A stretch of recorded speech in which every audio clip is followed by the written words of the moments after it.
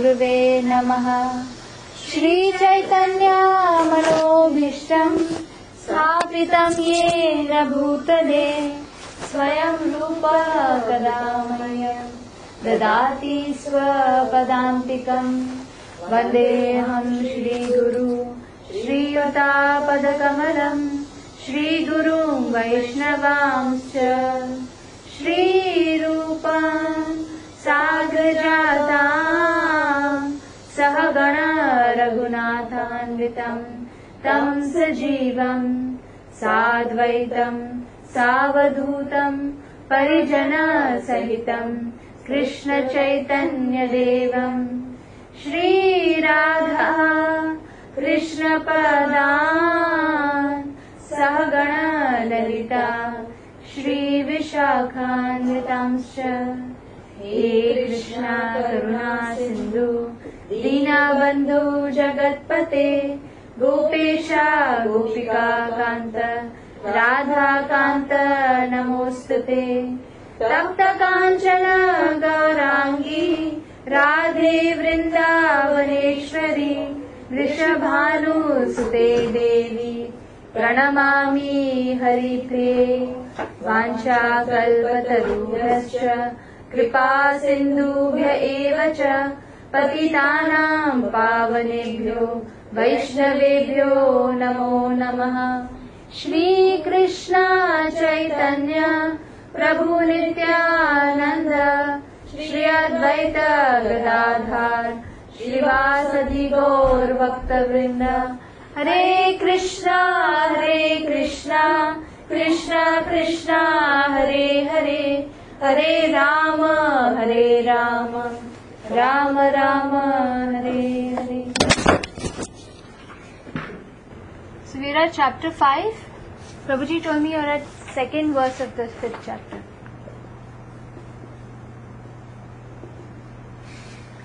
5.1, there are 4 points. First of all, Prabhupada does in the purport a revision of all the 5 chapters. Second point is it's Krishna's plan for Arjuna to remain confused.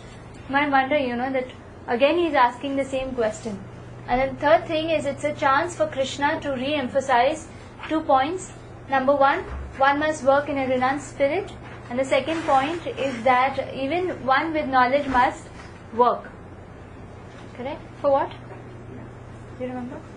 No? One who is already having the knowledge must also work.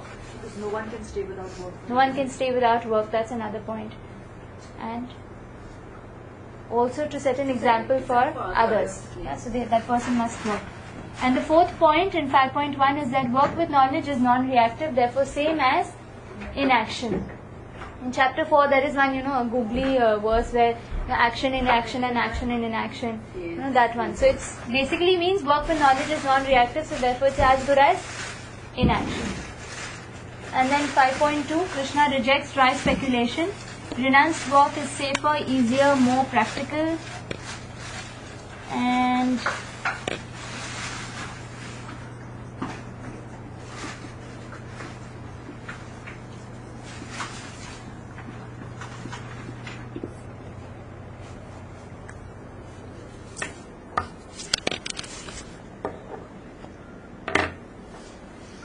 5.3 and 5.4 when we come to the verse. The board is too small. Should I put these forward?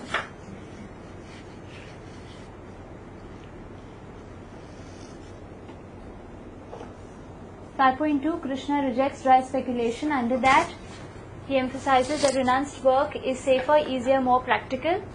Baldev Vidyabhushan states that working in renunciation actually strengthens one's knowledge. This is not a separate point, the same point. And the second point in 5.2 is Gyan is not sufficient for liberation. One has to act in status of spirit soul, otherwise there is no escape from material bondage. What it means? When we come to the purport. Oh, you're doing that. I thought you're revising it. No, first point is revision. 5.2 we yet have to do. And then third point in 5.2 is there is Acharya quote, a quote by an Acharya, Rupa Goswami, and there's a scriptural quote from Shrimad Bhagavad Gita. It's a big verse there. Can we start 5.2?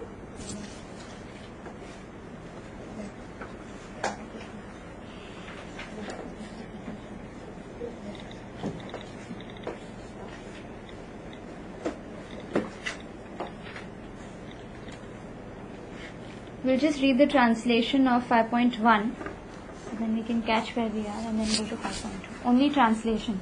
Arjuna said, O Krishna, first of all you ask me to renounce work, and then again you recommend work with devotion. Now will you kindly tell me definitely which of the two is more beneficial? Is it work with devotion or just renouncing work altogether? Which is better? Yeah. So here in the first part of the purport, Prabhupada makes a quick recap of all the 5 chapters. Yeah, I'm just going through it briefly. In this 5th chapter, he gives a 5th chapter summary. In this 5th chapter of Bhagavad Gita, the Lord says that work in devotional service is better than dry speculation. Now he emphasizes it again in 5.2.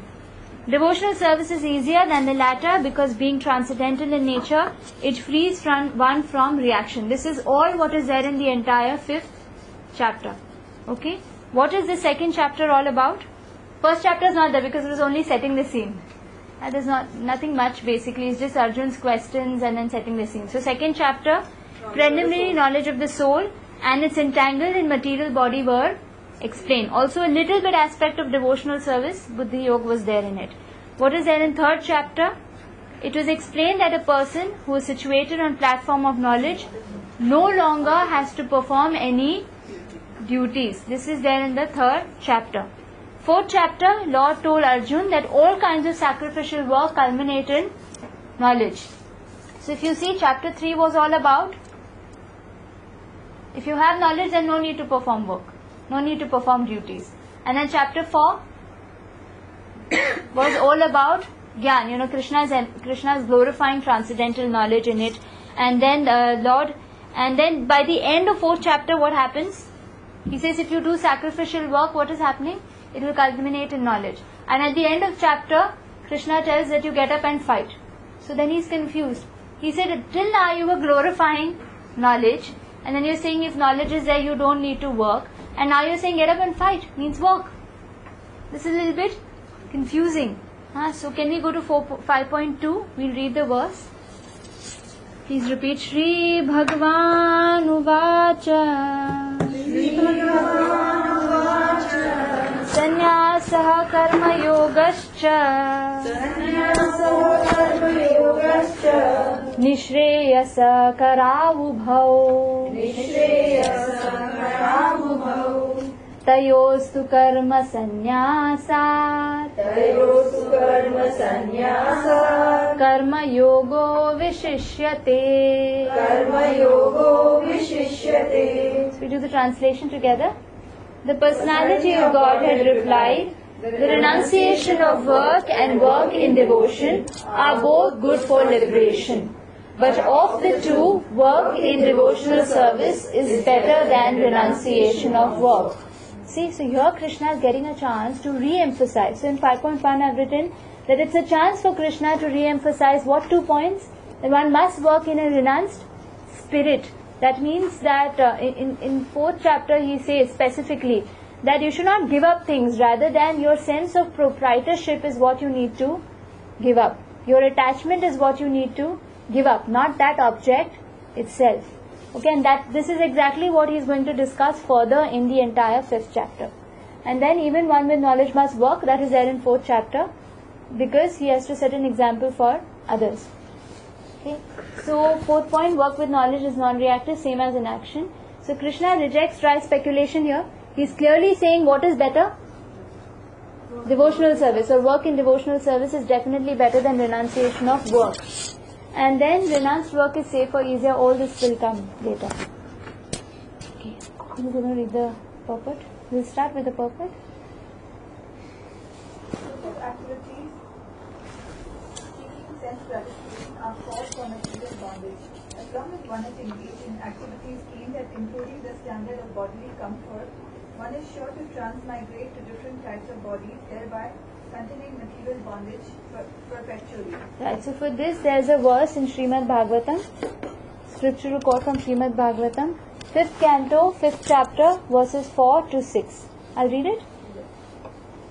Nunam pramattah kurute vikarma yadindriya pritiya prunoti na sadhu manye yata atmanoyam asannapī kleshada asadehe parabhavastāvadabhota jato yavanna jigyasata atmatattvam yavat kriyastavadidam manovai karmatmakam yena sharira bandha evam manah karma vasham prayukte avidyayatmanya upadhiyamane pritirna yavan mai vasudeve namuchyate deha yogena tavat. Now to emphasize the point that when we're running after fruitive activities, we're running after, desires, material desires that we have. What happens? We're perpetually bound in birth after birth. We'll have to transmigrate from one body to another. To emphasize this verse is given by Prabhupada in the purport. What does it mean? People are mad after sense gratification and they do not know that this present body, which is full of miseries, is the result of one's fruitive activities in the past. Although this body is temporary, it is always giving one trouble in many ways. Therefore, one to act for sense gratification is not good.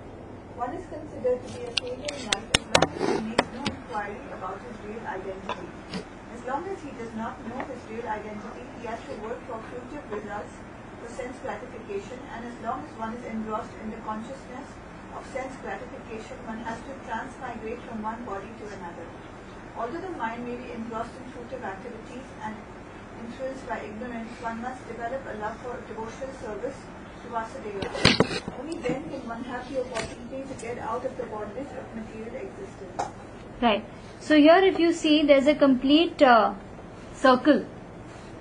Starting from, people are mad after sense gratification. Because we get mad after sense gratification, what is happening? We're in this present body, which is full of miseries we're trying to enjoy. We don't understand that the miseries that we have is because what we have done in the past. Yeah. So if we simply have this understanding, what happened? We'll stop doing those wrong things in the present. But we are so much crazy after sense gratification that we're simply building more and more karma for even miseries in future. Yeah. So why is this happening? Is what is there in the second verse of Shrimad Bhagavatam.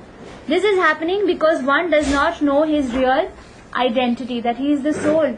He is not connected. He's got nothing to do with the material body. Correct? This is what we don't know. Now simply if you get to know that you're the soul, you're not this body, then what happens? But your mind is still stuck. Still stuck on what? Maybe engrossed in fruitive activities and influenced by ignorance. But still, one must develop a love for devotional service to Vasudeva. Okay, let the mind do what they're doing. Let it continue because it's addicted now. What should you know and what should you aspire for now onwards? Devotional service to Vasudeva. Right? If this happens, what will happen? Then one can get an opportunity to get out of the bondage of material existence. Yeah? So this is actual knowledge. In spite of knowledge, you must act. So is simply knowledge enough? No, because the mind is addicted to fruitive activities. The mind is addicted to sense gratification. Right now we have to concentrate on Vasudeva so that the further karmas are not happening, and plus the mind is getting repatterned. Right? Jyoti, you'll read it. Therefore, wisdom or knowledge that one is not his material body, but spirit soul is not sufficient for liberation. Yes, that's what I've written down on the board. The main points are put on the board. Gyan is not sufficient for liberation. One has to act in status of spirit soul. That is, remembering Vasudeva or trying to adopt devotional service for Vasudeva. There is no escape from material bondage otherwise. One has to act in the act. One Status. has to act in the status of spirit soul. Otherwise, there is no escape from material bondage. Action in Krishna consciousness is not, however, action on the fruitive platform. Activities performed in full knowledge strengthen one's advancement in real knowledge. Yeah, this is also re-emphasized by Baldev Vidyabhushan. That's what I've put here. Baldev Vidyabhushan says that if you simply have knowledge and you're not using that knowledge, what happens? You don't advance. But if you're using that knowledge and your activities are according to that knowledge, what happens? As you act, it gives you more realizations. You will understand that, oh, this knowledge actually works for practicality. Correct? And then it gives you more realization. Imagine if you're trying to do some mind control and you understand that this is a particular thing that is my mind is more addicted. Now you can see yourself separate from the mind, that how your mind acts. As soon as you advance in knowledge and you're trying to apply that knowledge practically, you will completely see the difference between your mind and your knowledge, mind and yourself. But if you're not practically applying, what will happen? It will simply remain a theory for you. So here Prabhupada is clearly saying that activities performed in full knowledge strengthens one's advancement in real knowledge. Means simply keeping that knowledge is not important. You have to apply. And when you apply, what happens? You actually advance. Okay? Without Krishna consciousness, mere renunciation of fruitive activities does not actually purify the heart of a conditioned soul. As long as the heart is not purified, one has to work on the fruitive platform. But action in Krishna consciousness automatically helps one escape the result of fruitive activity, so that one need not descend to the material platform. Correct. So if you're simply cultivating knowledge, you're not applying it. When you apply, when you do devotional service, what happens?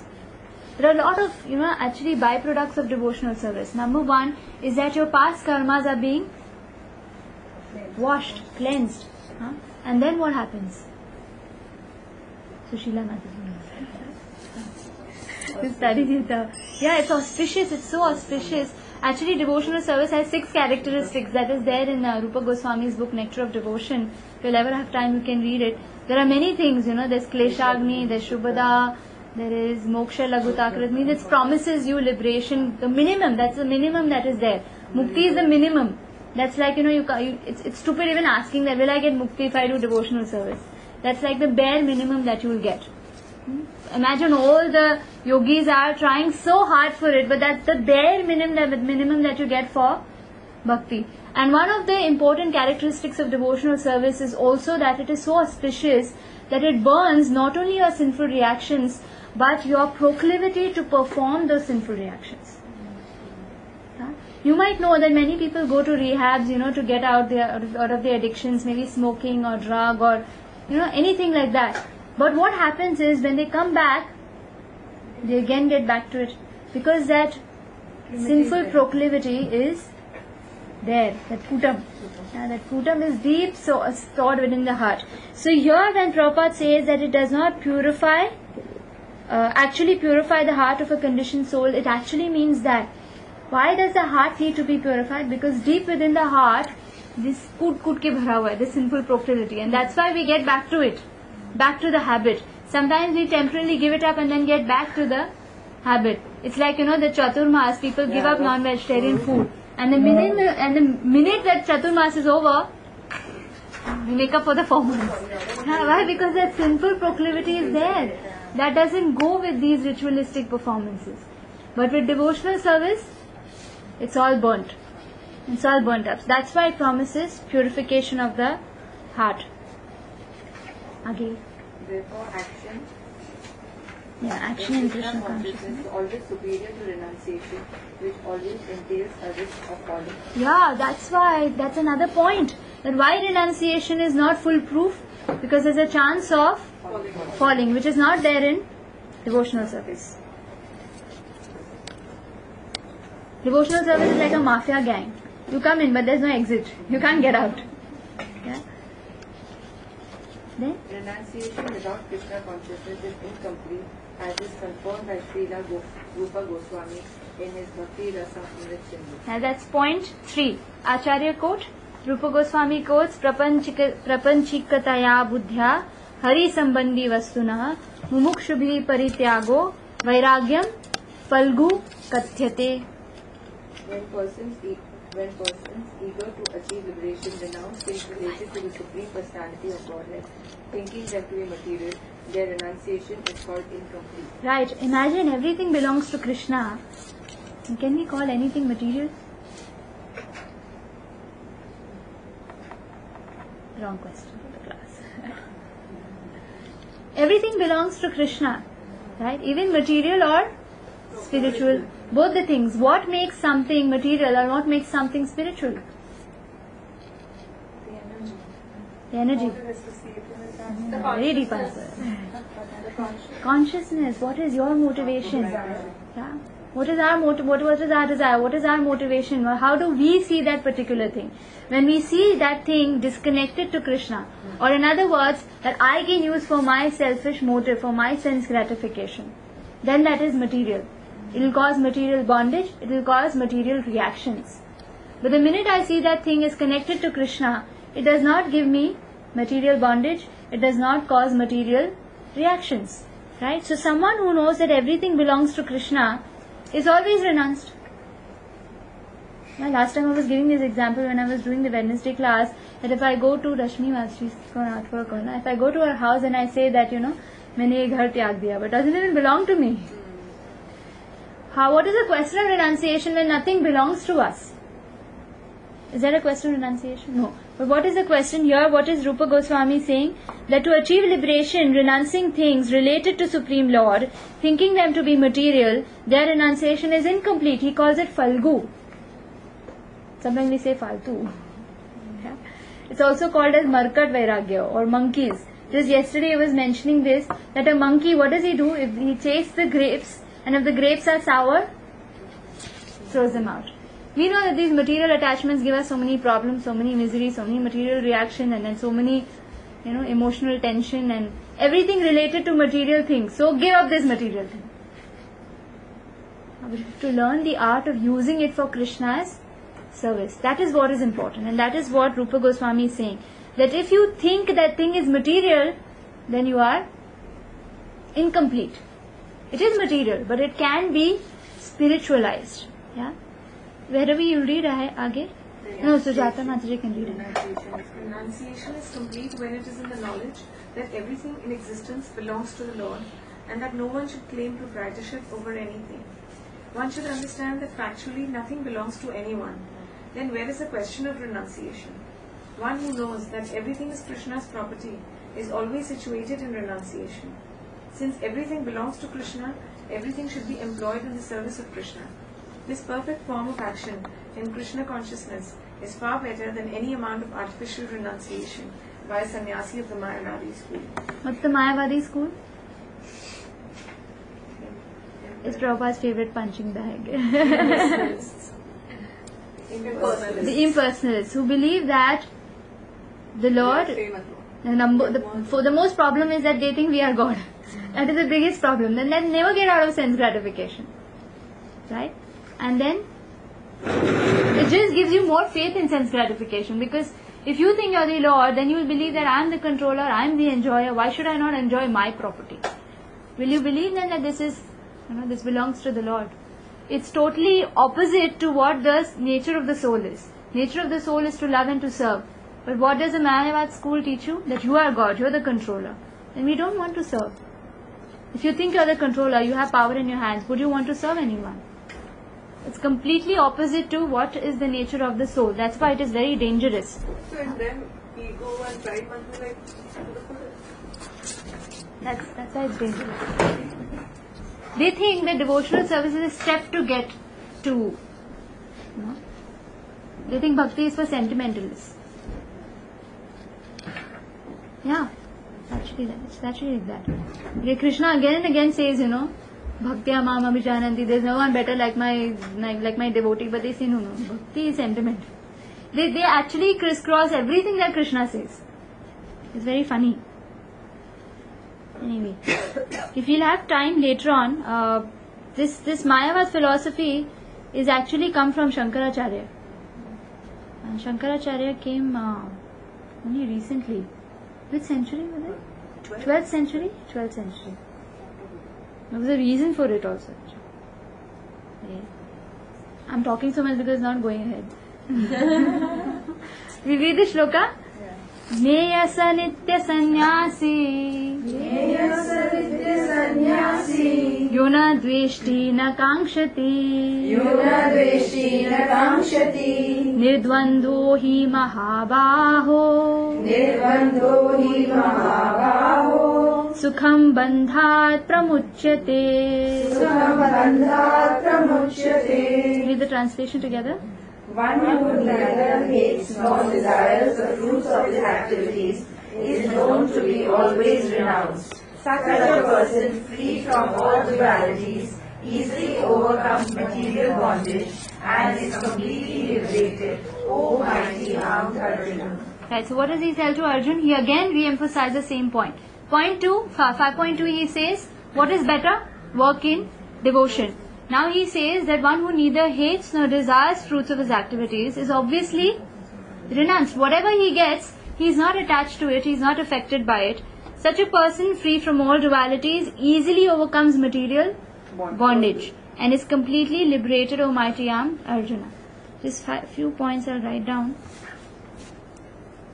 One has to act in status of spirit soul. So, like as you say, the nature of soul is to love and serve. Yes. So, when you act with love and in that attitude of service Towards Krishna. towards Krishna, and like that everything belongs to Krishna, so you can serve and love also everyone. It's like that. So, Yeah, it becomes a bit, your paradigm shifts from you to Krishna, and then everyone is connected to Krishna, so they are one family. so that is considered as that devotional service. Of course, when you serve your child with the vision that she is, Yeah. then that is devotional service. That's how you spiritualize everything from material to spiritual. That's the right vision, but it takes practice. And when your child does something very irritating, you don't think that this is Krishna's child. You think it's my child, I can whack him. Him or her. That time you don't know that. Or you don't know, or you don't realize. So it takes some practice, takes some time. Devotees can teach. It's like the only thing is status of spirit soul that I need to be understood. One has to act in status of spirit soul. The status of spirit What is the status of spirit soul? Is to love and serve Krishna. So you're constantly serving Krishna, or constantly reminding yourself that, not my sense gratification, but Krishna's pleasure. Not my sense gratification, but Krishna's pleasure. And you're already on the status of spirit soul. Right. This thing is something that we don't have to acquire. It's something which has to come, develop. As you're purified, it will easily come. Initially we might think, chanting such an artificial thing. But that's because a patient of jaundice, even if you give him a sugar candy, it tastes bitter. It's not that the sugar candy is bitter, but because the tongue is affected by jaundice. But slowly, having that same candy or that sugarcane juice actually improves. So we should have faith that, no, this thing is actually my constitutional position. This is what I'm supposed to be doing. This is what will keep me happy or connected to Krishna. Slowly practicing it, you actually develop a taste. Or you regain, rather, your taste. Is that okay? How can any material activity be converted to spiritual activity? Not vikarma, of course. Not every material activity. There are 3 types of karma, which is there in the beginning of 4th chapter. Krishna explains. There's karma, vikarma and akarma.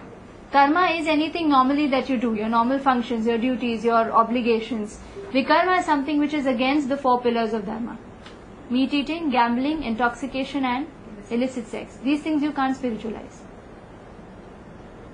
Because they are against the very principle of what a soul is. You shouldn't do them. Akarma is whatever your karma is, that's connected to Krishna. So it's become our karma. That is what Krishna teaches in the 4th chapter. So when we come to the 5th chapter, Arjuna is still thinking, I don't want to give up activities. But Krishna says, no, akarma will purify you. Giving up activities is not purifying you. Or it's not even practical. How can you give up activities? Even if you renounce, you'll still eat, you'll still breathe. That is an activity, it will still bind you. Might as well do it for Krishna and get purified. Nitya Sannyasi, first point. Point number 2.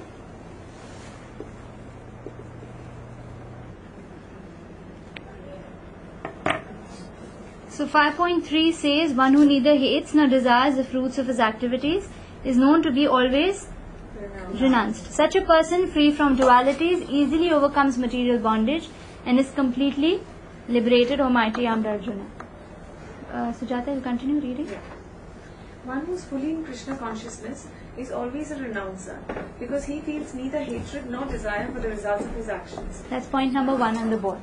He's always a renouncer because he doesn't think that anything belongs to me. So then he's always in a renounced spirit.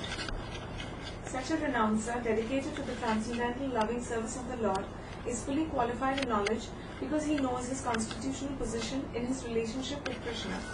He knows fully well that Krishna is the whole and that he is part and parcel of Krishna. Such knowledge is perfect because it is qualitatively and quantitatively correct. The concept of oneness with Krishna is incorrect because the part cannot be equal to the whole. Knowledge that one is one in quality yet different in quantity is correct transcendental knowledge, leading one to become full in himself, having nothing to aspire or lament over. There is no duality in his mind, because whatever he does for Krishna. Being thus freed from the platform of dualities, he is liberated even in this material world. Yeah. So at this point, there is Prabhupada mentions a little bit of Mayavad philosophy. What does he say? Mayavad sannyas is incomplete because they don't realize that I'm a part and parcel of Krishna. Yeah. Sorry. Yeah. They think I am Krishna. Yeah. So here he is saying that this knowledge that everything belongs to the Lord and I'm simply a caretaker of the whatever little quota that I have received from the Lord or received through destiny or whatever. It's my quota to serve the Lord, and I'll use everything that I have to my power. I'll use it in the service of the Lord, and this will free me from my material bondage. This is complete, accurate knowledge. Why Prabhupada is mentioning qualitative and quantitative? Because qualitatively we same as the Lord. That is Sat Chit Ananda.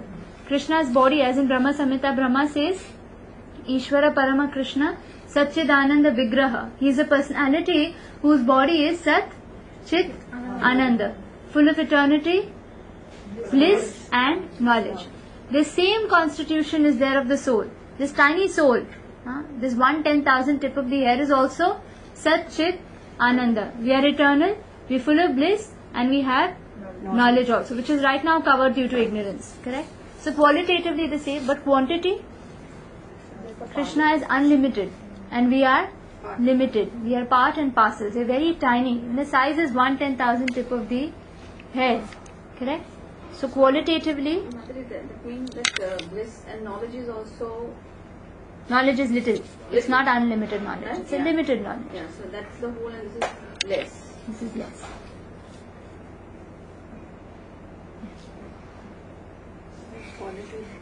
Verse 4. Verse 4. Sankhya Yoga Prithak Balaha Pravadanti na Panditaha Ekam apyastitah samyag Ubhayor vindate phalam. Translation altogether. Only the ignorant speak of devotional service, karma yoga, as being different from analytical study of material world, sankhya. Those who are actually learned say that he who applies himself well to one of these paths achieves the results of both. Okay? So anyone who says that renouncing is different and working in devotion is different, he is a ignorant person. This is the first part of the shloka. Second part, one who actually understands that he who applies himself well to one of these paths achieves the results of both. That means what is, now there are two philosophies here Krishna is mentioning. One is Sankhya or knowledge or simply renunciation.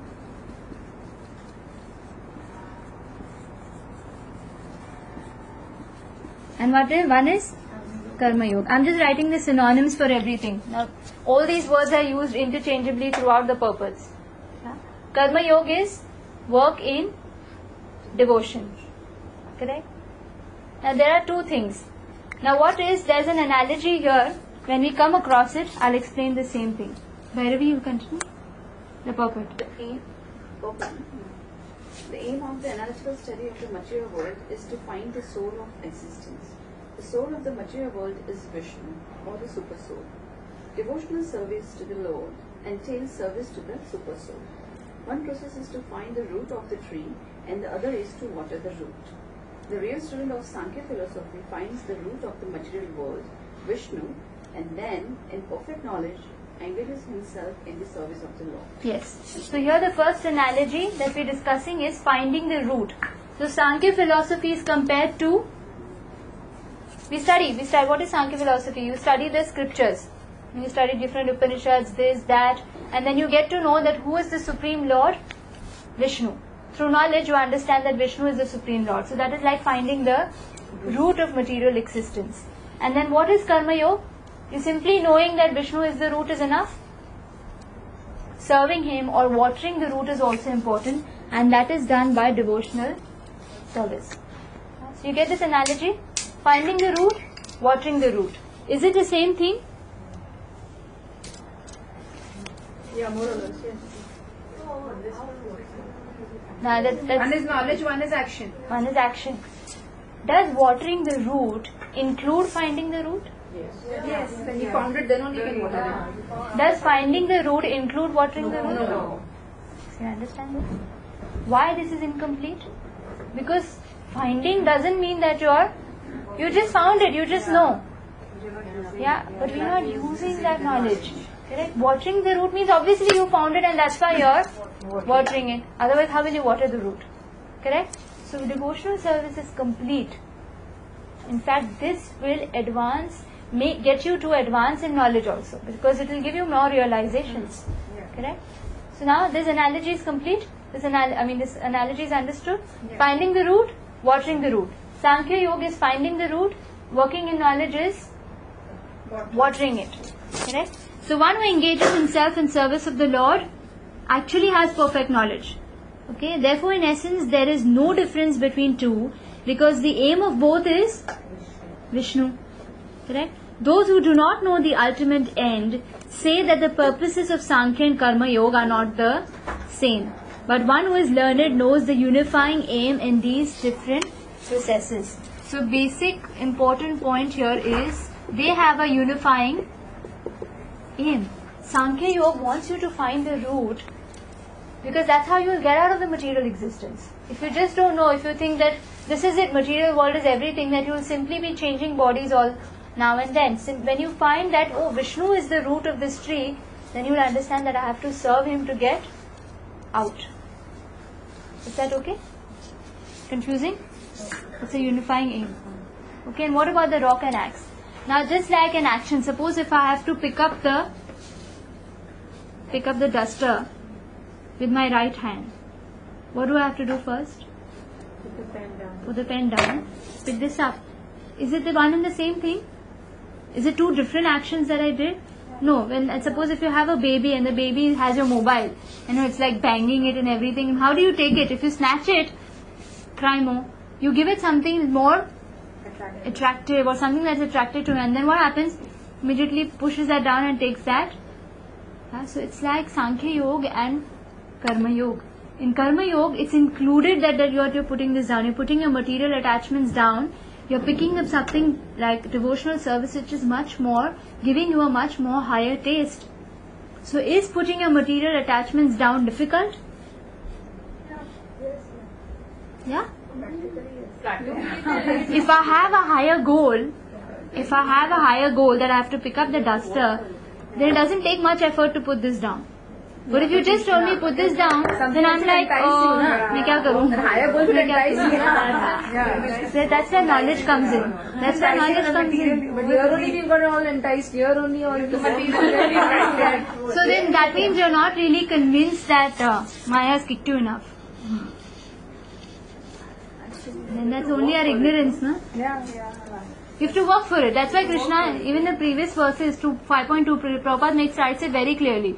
In fact, Bhagavatam writes it more clearly. That we know that the mind is addicted, but still you should know that you have to constantly develop this part. And this is actually more attractive. It's actually more attractive. When you go for material relationships, it gives you so much pain. In the beginning it is pain, in the between it is pain, in the end it is anyway painful. Yeah? But Krishna says, this is susukham kartum avyayam. He's saying that it just gives you pleasure. Fifth verse. We're going too fast? No. I'm feeling like that. No, but they are short, no? They're short. The purports are short. Last one. Yat sankhye prapyate sthanam. Yasanke prapyate sthanam tadyogerapi gamyate Tadogerapi gamyate ekam sankhyaṃ ca yogam ca Ekam sankhyaṃ ca yogam ca yah pashyati sa pashyati. Yah pashyati sa pashyati. Translation together.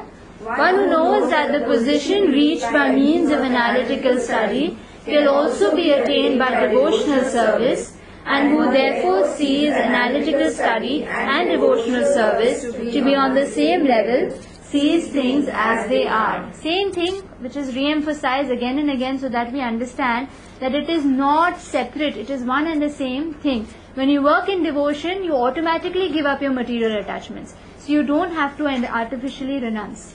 Yeah? Because if you artificially renounce, what will happen?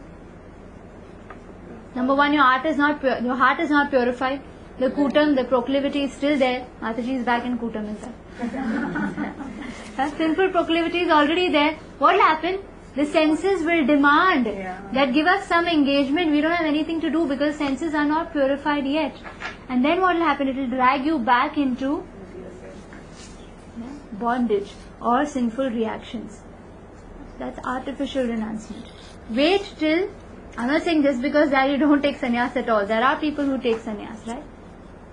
But then after purification. Okay? Because at sannyas, you cannot afford to, what are you saying? Take time out to juggle with your own senses. Your sannyas means you're helping others. Socially, you're dead. Sannyas means socially dead. You don't have any social life. You're simply meant to help others. Your life is only sacrifice now. Imagine instead of sacrificing and helping others, we're dealing with our own senses yet, then that's not worth it. Yeah, it's artificial. So wait for purification, then you can actually take up the next step. So here Krishna is saying very clearly, one who knows that position reached by means of analytical study can easily be attained by devotional service. Those who's watering the root has already found the root. It's not two different things. It's the same thing. So one who sees them at the same level sees things as they are. Okay? Manjari, I don't know your name. You can read? The real purpose of philosophical research is to find the ultimate goal of life. Since the ultimate goal of life is self-realization, there is no difference between the conclusions reached by the two processes.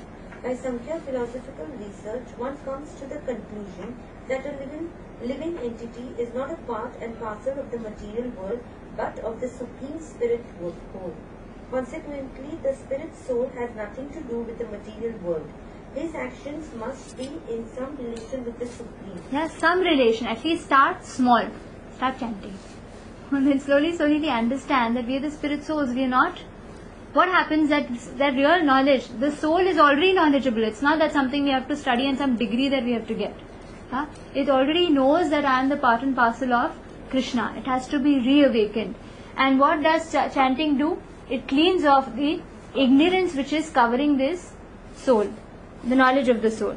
So the soul has practically nothing to do with the material world. His actions must be in some relation with the Supreme. Monali, you continue. When he acts in Krishna consciousness, he is actually in his constitutional position. In the first process, Sankhya, one has to become detached from matter, and in the devotional yoga process, one has to attach himself to the work of Krishna consciousness. Factually, both processes are the same. Although superficially, one process appears to involve detachment and the other process appears to involve attachment. Detachment from the matter and attachment to Krishna are one and the same. One who can see this sees things as they are. Right? So here it's pretty simple. I put the pen down to pick up the duster. Detachment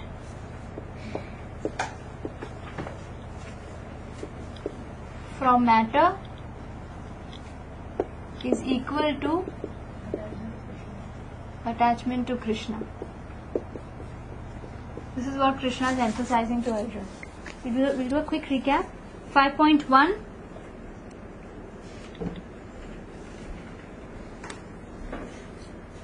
is Arjun's question. What is better, renouncing or devotional service? Krishna says devotional service is better than renunciation. Point number 1 that he's made. Point number 2, he says that one who hates nor desires his the results that he's getting from his activities that he's doing, he's already renounced.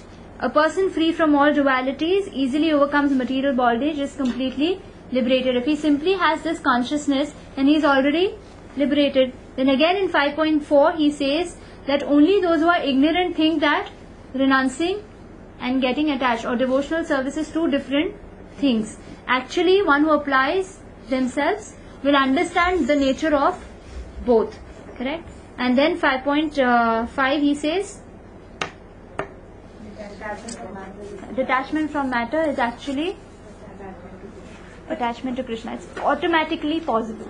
But like here they are saying that both Sankhya Yoga and Karma Yoga are basically equal. But here you said that Sankhya Yoga is inferior because in that you're only finding the root and it's only in work. I'm not saying it, Krishna is saying it. Renunciation of work and devotional service are both good. This is that will take you somewhere rather than a material bondage. But after this, it's obvious when you find the root, what do you do? What do you do when you find the root? You water it. It's obvious. So the goal of this is also the same. But Krishna is saying here, renunciation of work is inferior. Krishna is saying it. I'm not saying it. Work and devotional service is better than renunciation of work. Why he is saying that? It's obvious with this analogy. That watering the root includes finding the root. That's why he is also saying that renunciation say better is that because renunciation also has a risk of falling down, which devotional service doesn't have. He's giving you the pros and cons of both. He's saying if you want to practice, it's fine, but eventually you'll have to come to this rather than you practice this. In 5.2